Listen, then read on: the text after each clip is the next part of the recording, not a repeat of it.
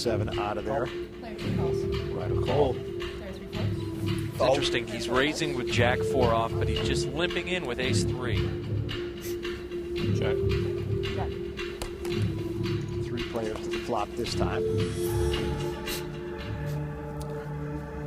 And a pair of 9s with a 10 on the flop.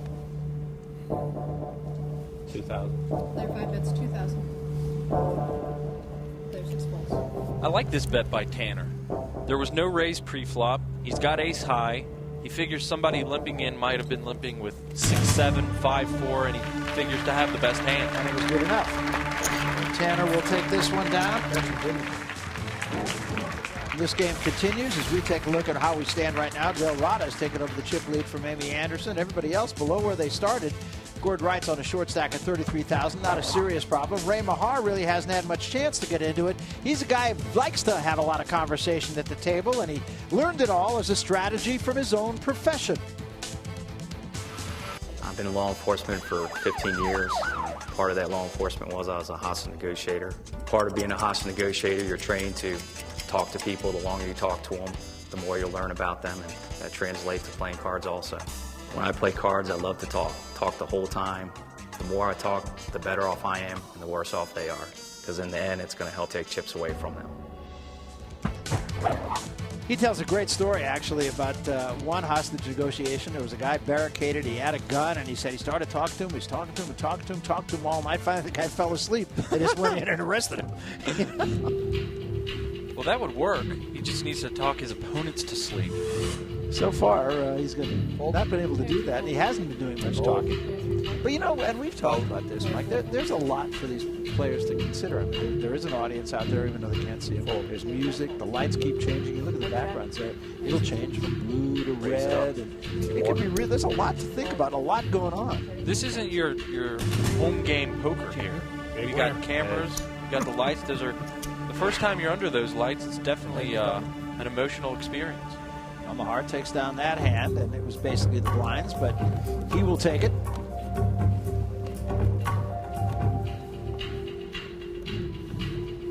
Fold. Rice. I was going to play that 8-9. Tanner, ace little will get out of there. Anderson as well. Mahar will call. I don't usually advocate raising with hands like 9-8 up front, but as passively as the table is playing, I like this play from Rada right here. Check. Player 1 checks. Flop Check. doesn't really do much for anybody. 4,000. Player 4 bets 4,000. Rada with a beautiful continuation bet here. Nobody has anything. He's just going to take down a free uncontested 10,000. Yeah, well played. Nothing even to fight with. Guy from down under teaching the Americans a lesson. Very good.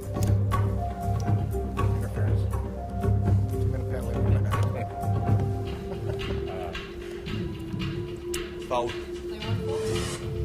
Rada playing very confidently right now. You can just tell by his Player 5 calls. body Raise the posture. pot.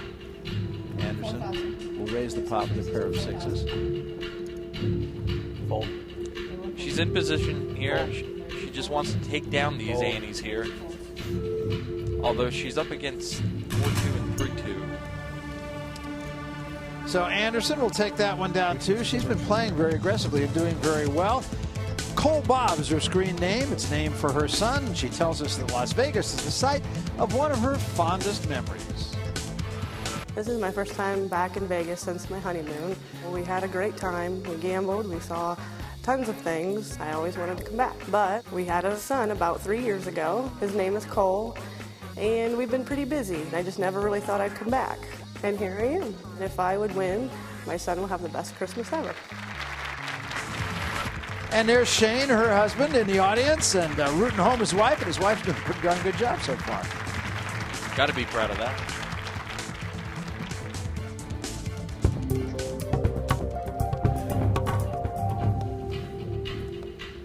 Play continues, and again, I find this to be very competitive amongst the 6 of them. There's not any one player. Oftentimes, quite honestly, you and I could sit here and say, that's the player that's the best player at this table. I don't see that at this table. No, right here, it seems like we're having a little sparring session. Everybody's trying to feel everybody else out. We want to see some flops, see how everybody plays after the flop. I fold. The only one really being aggressive is Rada. At 2-4 that time. Right will win the blinds, and now the blinds are about to go up. Suited, I thought about it. I'll take suited cards right now. 2-7 was Blinds now 1,000 and 2,000. The reason I raised it, I had something over a 7. Got all excited.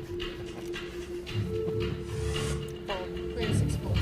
fold. Player 1 folds. Oftentimes in tournaments there are levels where you simply will have to win a hand. Right now we're still early. The players can still play fairly passively, see how everybody else is playing, and they're not forced to win a hand. So 3 to the flop. And how about that? Sets right up in Check.